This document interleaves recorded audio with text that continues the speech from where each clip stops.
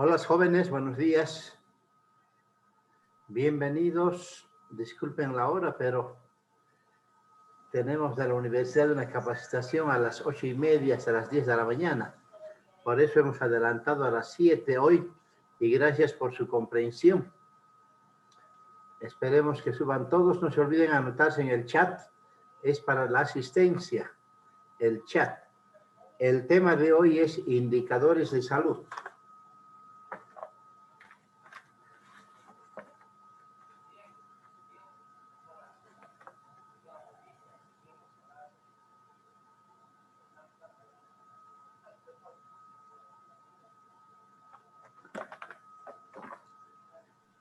Bien, yo creo que ya están apenas 17. Esperemos que suba un poco más. Solo recordar que este capítulo, esta parte de indicadores, tiene ejercicios.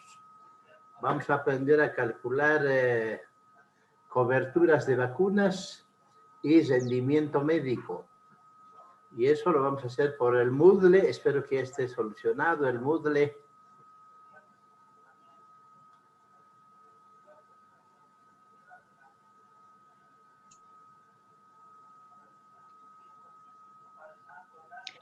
Doctor, buenos días. Quería preguntarle si algunos le podemos mandar a su chat. Es que, por ejemplo, yo estoy bloqueada de Moodle. Ya. Al privado entonces me mandaría, ¿no? Al privado. Pero hoy día solo vamos a hacer teoría. La próxima clase empezamos con ejercicios. Hoy tal vez lleguemos a algún ejercicio, cómo es, qué cosas se utiliza, para que tengan idea.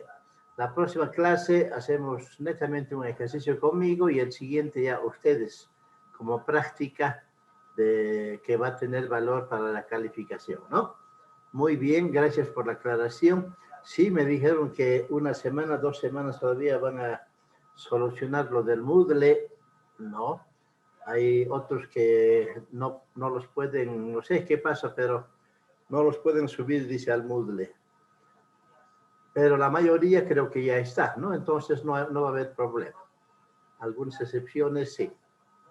Bien, creo que están ya a la mitad. Vamos a comenzar. De todas maneras, esto lo tienen en su contenido mínimo y es hasta esta parte que es el primer examen parcial, ¿no? Hasta esta parte terminamos este capítulo y hasta ahí los ejercicios son para práctica, ¿no? Hasta esta parte vamos a tener, creo, 3 semanas, algo así, para hacer estos ejercicios.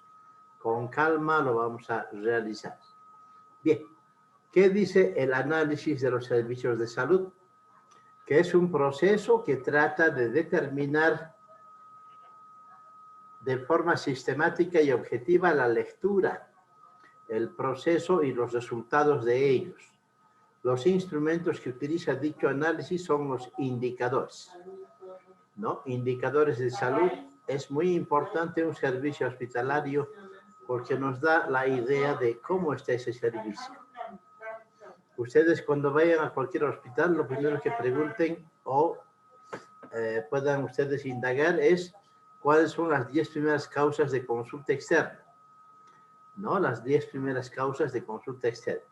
Y con eso ya van a tener idea de qué enferma más la gente de ese lugar, porque varía de un lugar a otro lugar el tipo de enfermedad, ¿no? Ya habíamos dicho, hay gente del altiplano, donde tienen más problemas pulmonares, gente de los llanos, más problemas parasitarios o transmitidas por vectores, ¿no? Y acá en los valles ya tenemos un término intermedio entre los dos. Es así. Y como dice acá que los instrumentos que utiliza dicho análisis son los indicadores, vamos a decir o describir qué es un indicador. Un indicador es una característica que se puede medir: peso, talla, edad, clase social, escolaridad, ingreso mensual, ¿no? El dinero que tienen en el bolsillo ahora, ¿no? Más o menos el gasto diario que tienen ustedes como estudiantes. Eso se mide como indicador, ¿no? Como indicador. Y creo que ya lo manejamos, solo que no con palabras técnicas, sino con otros nombres, por decir, ¿no? Con otros nombres. La mensualidad, por ejemplo, ¿no? ¿Y qué características tienen estos indicadores? Primero, que deben ser medibles, cuantificables. Ahí tenemos las tasas, porcentajes, proporciones y razones, ¿no? Tasas, porcentajes, ¿no? Proporciones y razones. ¿Y qué significa cada uno de estos términos? La tasa es la relación entre los sucesos y las condiciones observadas con la población expuesta al riesgo en un área y periodo definido. Ejemplo, tasa de mortalidad infantil, tasa de mortalidad materna, etc. Hay muchas tasas, ¿no?, que se miden en nuestro medio. Pasamos al porcentaje. ¿Qué es el porcentaje? Viene de su palabra de por ciento, ¿no? Es una proporción multiplicada por 100. Ejemplo, cobertura de vacunación, 80%, por ejemplo.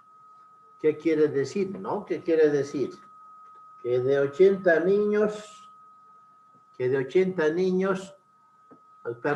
100 niños, 80 estarían vacunados, ¿no? Que de 100 niños, 80 estarían vacunados. Esa es la cobertura de vacunación. Ahora, que sea buena, mala, regular, pésima, ya lo vamos a ver posteriormente, ¿no? Porque cada cobertura a veces de vacunación tiene sus parámetros también. Aquí lo que hay que recordar es que porcentaje no debe pasar de 100. No debe pasar de 100. Pero en la práctica tenemos esos problemas y hay que aceptarlos. Por ejemplo, hace años en Alto Cochabamba había 240% en cobertura antisarampionosa. Es una locura, ¿no? Si lo interpretamos, de cada 100 que fueron a vacunar, vacunaron 240 niños. Locura, pero es una realidad. Puede pasar. Y eso es como error de indicador, que lo vamos a ver al final, ¿no? Errores de indicadores. ¿Por qué pasa eso? Acá, así simplemente porque no tienen un buen censo, porque el personal de salud, cobertura es cuando ya cubre 100% la enfermedad. No es como la vacuna antipolio que tiene primera dosis, segunda dosis, tercera dosis. Con la primera solo calculamos porcentaje de vacunación.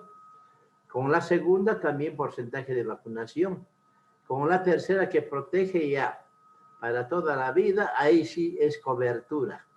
Dosis completas, ¿no? Entonces, así pasó allá en Alto Cochabamba, 240% en cobertura de vacunación antisarampionosa. Y eso es lo que hay que tener cuidado, ¿no? ¿Qué es lo que está pasando? Nosotros como técnicos tenemos que ver qué está pasando con el servicio de salud. No debe pasar de 100. Ahí seguramente es una pena decir, pero el personal de salud, el director, todos aplazados, porque no saben ni cuántos niños tienen, es una vergüenza.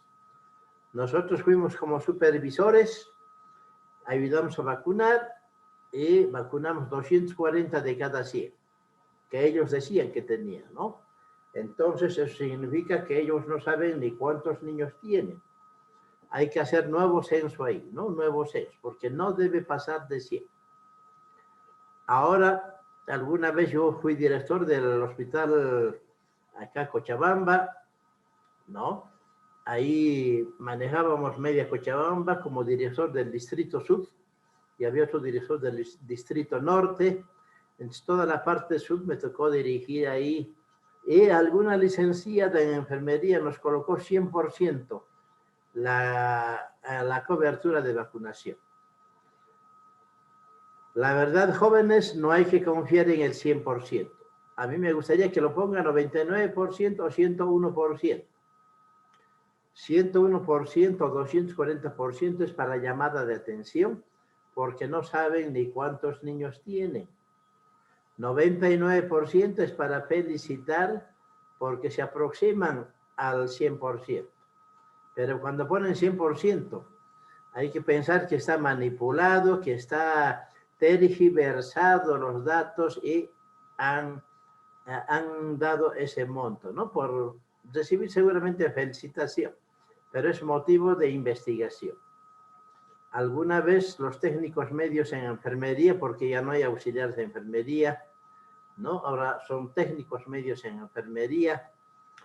Ellos a veces, alguna vez han denunciado, ¿no? Que las licenciadas les han indicado que aumenten el número de vacunados diarios, porque tienen a veces metas que cumplir, ¿no? Digamos, en vacuna antisarampionosa, 10 por día, antipolio, 20 por día, algo así. Entonces, cuando no llegan a eso, lógicamente les llaman la atención. Entonces, para no tener problemas, a veces falsifican, a veces inventan datos, nombres, para llevar al servicio de salud de que han cumplido con su cobertura. Entonces, esas cosas no están bien.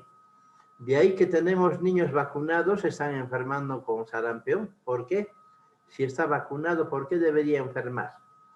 Es justamente porque han inventado el dato de vacunación, o también la otra opción sería de que la cadena de frío no funciona bien y en vez de vacuna cubierta en una temperatura entre 2 más 8 grados, lo pusieron a 10 grados, 12 grados, ¿no? Y no se dieron cuenta y la vacuna se inactivó y solo vacunaron con agua de mote o agua de chuño, ¿no? No era vacuna en realidad porque ya estaba inactivada. Puede haber también esos casos. Bien, proporción. ¿Qué es la proporción? No es más que la relación entre el número de individuos de una categoría con el total general del grupo. Aquí sí, en la proporción podemos pasarnos de 100, como en este caso. Tasa de mortalidad materna se calcula por 100.000 nacidos vivos. Tasa de mortalidad infantil se calcula por 1.000 nacidos vivos. Tasa de mortalidad por X patología se calcula por 10.000 nacidos vivos. Para valores mayores de 100, ahí sí usamos la palabra proporción, ¿no? Y 100 para abajo, porcentaje. No se olviden ese dato técnico. Y por último tenemos la razón. ¿Qué es la razón? Señala tamaño de un número respecto a otro que se toma como unidad o como 100. Por ejemplo, razón de masculinidad. ¿Cuántas mujeres hay por cada varón en cada país o en cada región? ¿No? Habíamos visto la pirámide de población en un inicio, en el pretest, ¿no? Habíamos visto de que realmente tenemos una base ancha, muchos nacimientos, mucha mortalidad y una cúspide angosta, que pocos llegan a la tercera edad. Es una característica casi como de nuestro país, ¿no? Tenemos muchos nacimientos, tenemos mucha mortalidad y pocos llegan, ¿no? Pocos llegan a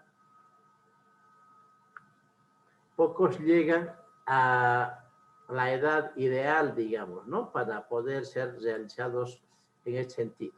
Como ejemplos tenemos Paraguay, un clásico ejemplo. Allá en Paraguay había existido o existe ahora 8 mujeres por cada varón. 8 mujeres por cada varón. En la pirámide habíamos visto que nacen más niños que mujeres, pero por la fortaleza de la mujer, que la mujer es más fuerte que el hombre, mueren más niños, como moscas mueren los niños, y las mujeres resisten a las inclemencias del tiempo, ¿no? O de patologías. Y es así que ahora tenemos a nivel mundial más mujeres que hombres. Yo tengo miedo de un futuro, pero será 20 años, 50 años. Cuando las mujeres voten por mujeres, va a ser un matriarcado aquí en el mundo entero, ¿no? Como son los votos democráticos, ¿no? Ya están empezando las mujeres a tener cargos públicos, ¿no? Ya son autoridades, pero poco, todavía siguen votando por los varones. Pero esto va a cambiar seguramente a futuro. 8 mujeres por cada varón en Paraguay. En Brasil, 3 mujeres por cada varón. 3 mujeres por cada varón. En Bolivia, no van a creer, 13 mujeres. 13 mujeres, pero para cada 10 hombres. ¿No? En Bolivia, 13 mujeres para cada 10 varones. ¿Qué salió en el último censo? 1.3 por 1. O sea, 1,3 mujeres por un varón. Pero como no hay tercio de mujer o no hay medio hombre, entonces eso aumentamos un 0, recorremos la coma y nos sale 13 mujeres para cada 10 varones en Bolivia. De esa manera tenemos igual, no es mucho, pero hay más mujeres que hombres. Y esto causa problemas también a futuro. Allá en Paraguay, por ejemplo, no habrá un solo matrimonio. Habrá muchas madres solteras.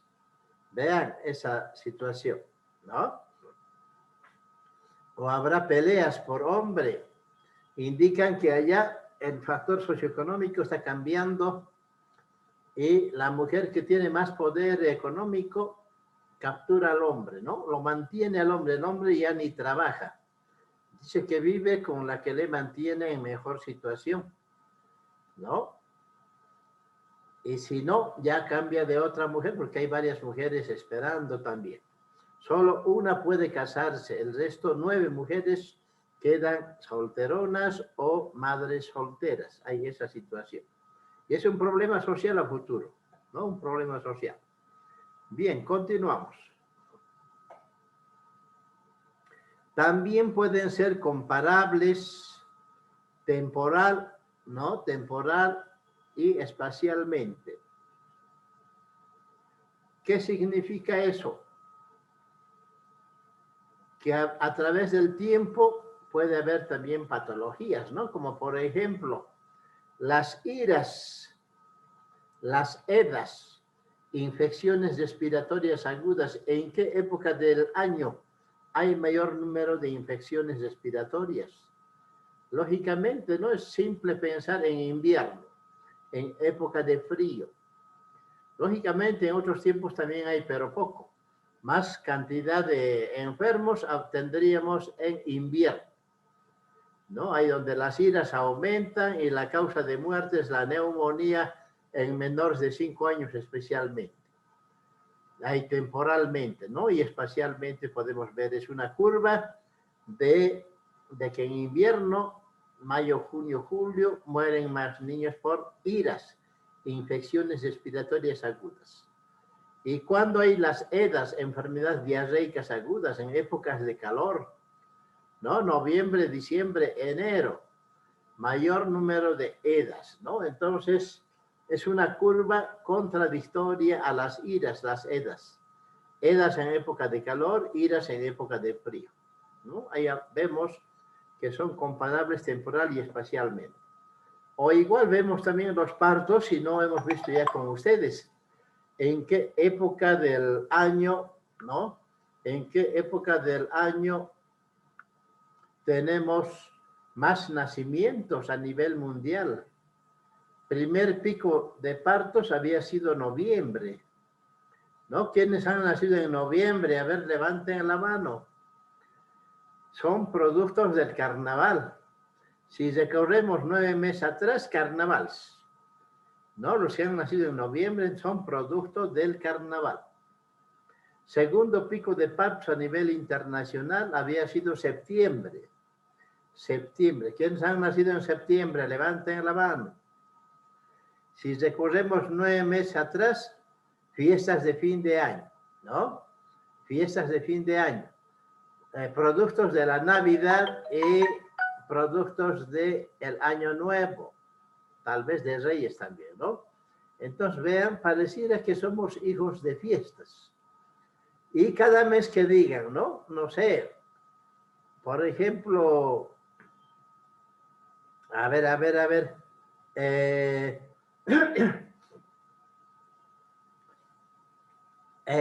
Acá en Cochabamba tenemos la fiesta de Urcupiña en agosto, ¿no? Agosto.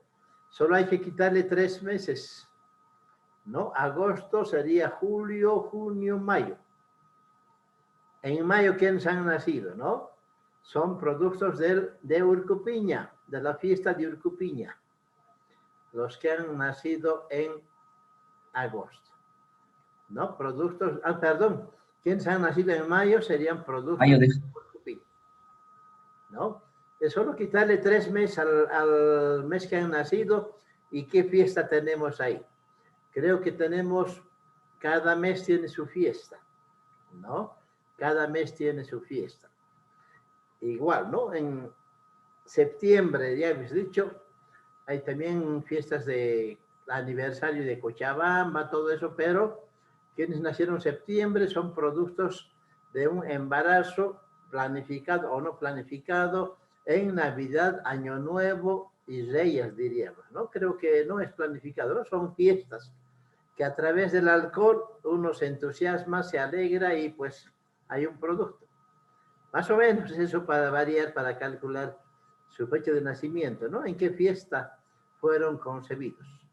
Bien, continuamos. 3 válidos para medir en cuanto a sensibilidad, falsos positivos, y especificidad, falsos negativos.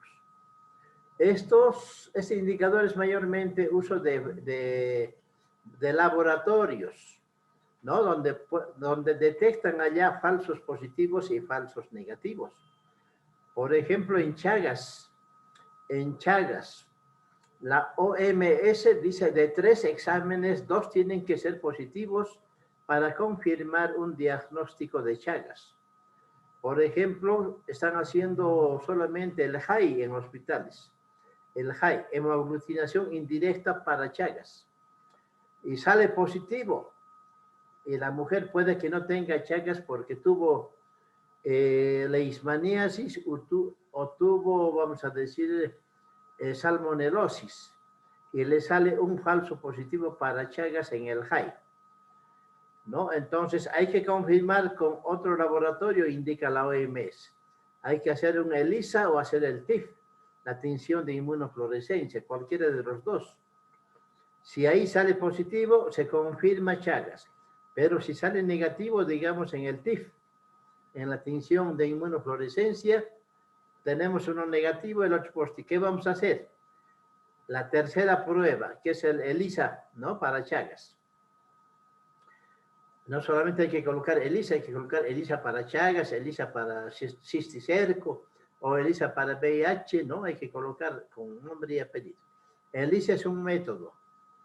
Entonces, si el ELISA sale negativo, no tiene Chagas aun cuando tenga el JAI positivo. Es un falso positivo. Pero si le sale el ELISA positivo, entonces el JAI es corroborado por el ELISA, aunque el TIF haya salido negativo, ¿no?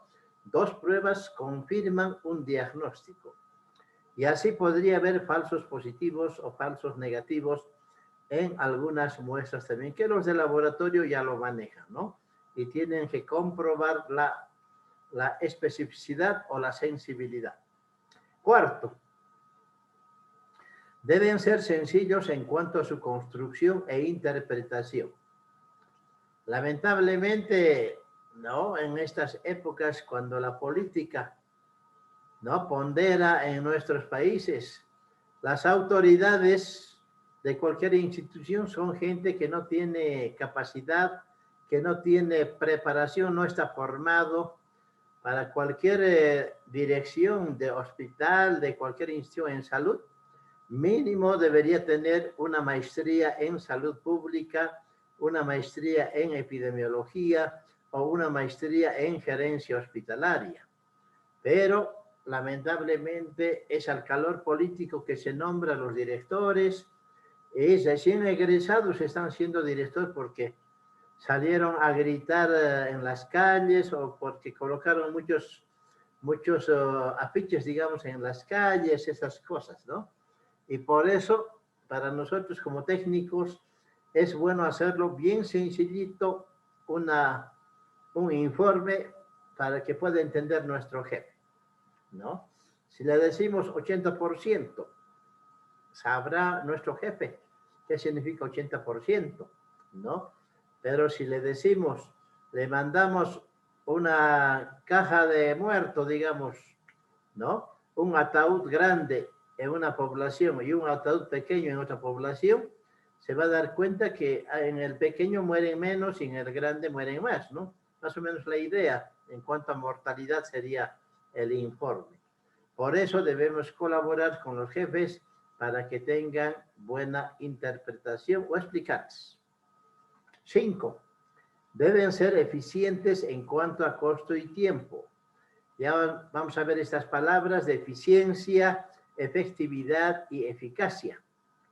Eficiencia, como en este caso, significa yo gasto menos y consigo más, ¿no? Más o menos la idea es eso. O sea, a menor costo yo abarqué más cosas, por decir. Es muy eficiente o hay buena eficiencia ahí en el personal, ¿no? Y entonces hay que ver también esa situación. Hay que priorizar donde podamos gastar menos porque el dinero siempre no alcanza. Hay que ver, ¿no? Que a menor inversión podamos llegar a más población. 6. Representativos. Acá hay que ver que la muestra, el universo. Si nos dijeran, hagan un censo de tal cosa, digamos, de Cochabamba. Miren, tenemos acá casi cerca del 1.000.000 de habitantes. ¿Cuándo acabaríamos, no? ¿Y con cuánto personal? ¿Cuántos recursos? Entonces, para eso es un universo. Debemos sacar una muestra, ¿no? Una muestra, pero que sea representativa y aleatoria. Y sacamos la muestra y hacemos la muestra y podemos amplificar ese dato para todo el universo. Para eso es un dato estadístico acá. 7. Útiles para la toma de decisiones, monitoreo, evaluación y programación. Los datos que vamos a tener, normalmente cada institución, cada empresa, cada hospital, ¿no? Los datos hasta septiembre, 3 trimestres, se toman en cuenta para ya programar para el próximo año. No vamos a esperar hasta diciembre y cuándo programaríamos y cuándo se ejecutaría. La nueva programación tiene que ejecutarse desde enero, ¿no? Entonces hay que hacer ya con anticipación un POA, una programación operativa anual, POA, ¿no? O un POAI, llaman otros, programación operativa anual individual también, ¿no? Unas metas del individuo, de la persona, del trabajador. Entonces, tomamos los datos de 3 trimestres, de enero a septiembre, y esos datos nos van a servir para programar el próximo año. Luego tenemos objetivo, confiable, consistente, si arroja resultados no idénticos. Acá lo que hay que ver es que sea confiable. ¿Qué significa ser confiable? Que debemos tener datos realmente exactos, ¿no? Exactos. Hay esa situación.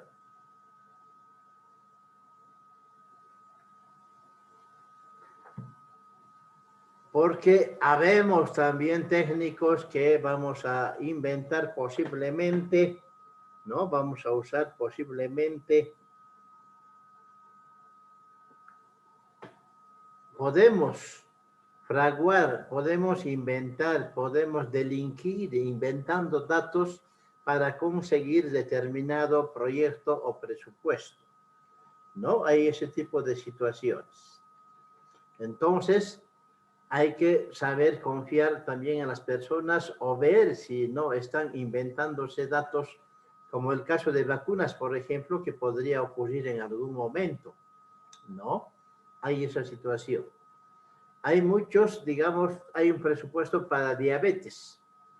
Entonces, ellos agarran una población y dicen quiénes son diabéticos y los hacen el censo a ellos. Y lógicamente va a dar un porcentaje alto de diabéticos. Pero si hacemos una muestra cabal y concisa, seguramente nos va a salir un porcentaje mínimo o máximo también puede ser, no sé, de diabetes, ¿no? Hay esa situación.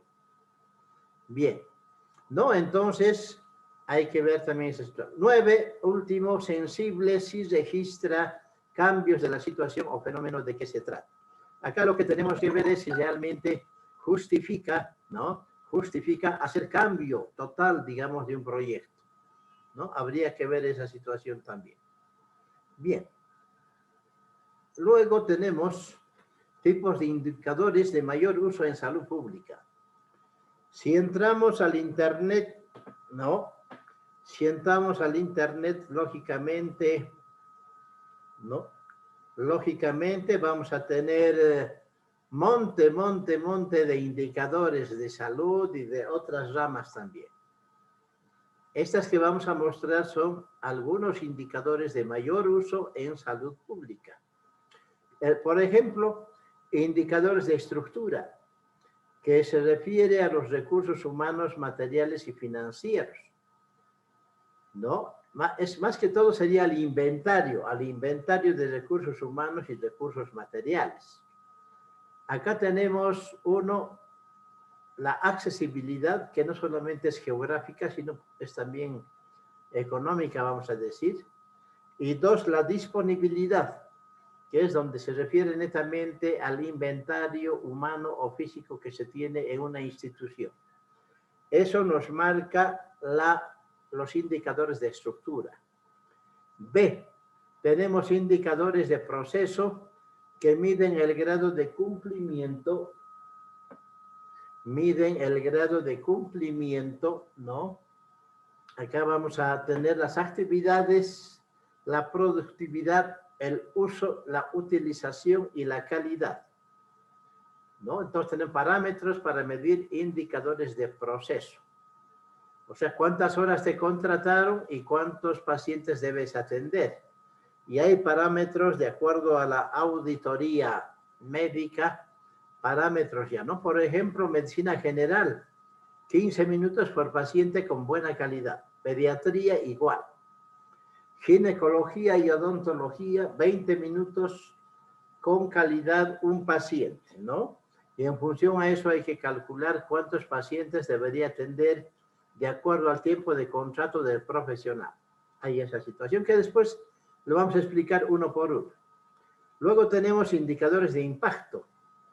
Acá se refiere a los resultados inmediatos, las incidencias, las prevalencias de morbilidad, incidencia como casos nuevos, prevalencia como total de casos o casos nuevos y antiguos. Aquí tenemos la cobertura que habíamos visto ya en vacunas, la eficiencia, ¿no? El costo menor para abarcar más, la eficacia, logro de objetivos y la efectividad, cambio de un dato, digamos, estadístico, de una tasa, pero a mediano o largo plazo, no es inmediato. Puede ser 5 o 10 años, ¿no? Dependiendo del caso. Y por último, tenemos indicadores de resultado en la comunidad. En la comunidad ya hay entes organizados. Digamos, en lo deportivo hay clubes de jóvenes, ¿no? En lo de mujeres tenemos clubes de madres. En lo de varones también hay en algunos lugares clubes de padres, con los cuales podríamos entablar alguna relación y también nosotros determinar o preguntar a ellos qué tipo de charla gustarían recibir.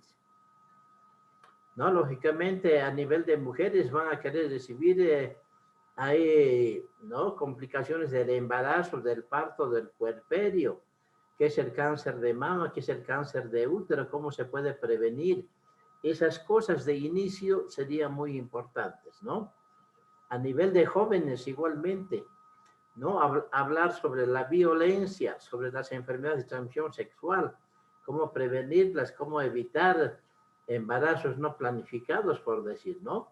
Entonces, eso también es importante. Y a nivel de caballeros, de varones, adultos, igualmente hay patologías como la tuberculosis, enfermedades del trabajo, ¿no? Por accidentes de trabajo, de acuerdo a qué rubro trabajan, tiene cierta especificidad en los accidentes también. Población carpintera, por ejemplo, pérdida de miembros, ¿no? Hay los dedos, ¿no? Están hablando, trabajando y un dedo ya salió en la motosierra, ¿no? Más o menos la idea es esa. Población minera, problemas respiratorios seguramente, asbestosis, silicosis, tuberculosis. ¿no? Población agropecuaria. Igualmente, intoxicación por plaguicidas, por fertilizantes, ¿no? Entonces, hay ese tipo también de situaciones en cada práctica laboral. Ahora vamos a explicar cada uno de ellos que les habíamos hablado. En indicadores de estructura tenemos la accesibilidad, que es la condición variable de la población de poder utilizar los servicios de salud. Acá tenemos accesibilidad geográfica, accesibilidad económica y accesibilidad cultural y organizacional. Acá pongo el claro ejemplo de San Simón, digamos, y Unicen. ¿Cuál es más accesible geográficamente? Lógicamente a nivel de medicina, ¿no? Lógicamente San Simón, ¿no? Está aquí en el centro de la ciudad. En cambio, nuestra institución de salud está pasado el río Rocha, ¿no? Un poco ya pasando la parte central, digamos. En la económica, igualmente, comparando las dos universidades, San Simón es gratuita, es público, fiscal. En cambio, Unicen es privada, ¿no? Ahí tiene un costo. O podemos saber entre Univalle y Unicen, ¿no? ¿Quién cobra más? ¿Quién es más accesible económicamente? Seguramente Unicen y no Univalle, ¿no? Porque es más caro. Y así. Y cultural y organizacional. Acá ponemos el ejemplo que tal vez uno de nuestros campesinos del norte Potosí creen que podría venir a estudiar medicina en Unicen. Seguramente que sí, siempre y cuando tenga el aspecto económico, ¿no? No se les rechazaría porque tiene el aspecto económico. Aunque por dentro, tal vez con la ropa que va a vestir, con la ropa que tiene culturalmente, tal vez muchos de nosotros lo vamos a hacer a un lado o vamos a tenerlo aislado al hombre seguramente, ¿no? Todavía tenemos tal vez así prejuicios, ¿no? Prejuicios, aunque no debería haber. 2, la disponibilidad. ¿Qué es? Es la relación entre los recursos existentes y la población a la cual están destinados. Es la relación entre los recursos existentes y la población a la cual están destinados. Ejemplo, número de funcionarios de salud sobre la población de referencia. Número de médicos sobre la población de referencia. Número de centros de salud sobre la población de referencia, ¿no? Entonces acá podemos ver, dependiendo de la cantidad de población, qué tipo de ente hospitalario o solamente servicio médico de primer, segundo, tercer nivel corresponde a una comunidad, dependiendo del número de habitantes, ¿no? Dependiendo del número de habitantes. Se ve a veces tristemente, por ejemplo, allá en el Chapare, al ir a Tablasmonte, yo vi 3 familias y tenían una posta sanitaria, con una enfermera, toda una infraestructura. Y pregunté, ¿por qué si hay 3 familias nada más? Es que una de las familias era un diputado del gobierno, ¿no? Entonces, él impuso sus influencias para construir una posta sanitaria, aunque con una sola enfermera solamente en ese lugar. Jóvenes, ya se nos va a cerrar, entramos 7:45, ¿no? Vamos a entrar directamente. Cualquier momento nos va a cortar el Zoom. Entonces, estábamos en ejemplos de disponibilidad. Igualmente, el número de médicos sobre la población de referencia. Por cada 1000 habitantes, realmente necesitamos 8 médicos, pero nuestra realidad es de 3 médicos por cada 1000 habitantes. Entonces, muy poco, ¿no? Es muy poco. Hay esa situación. Número de centros de salud de población, dependiendo de la población al número de habitantes, tendrán un puesto médico, un puesto de enfermería,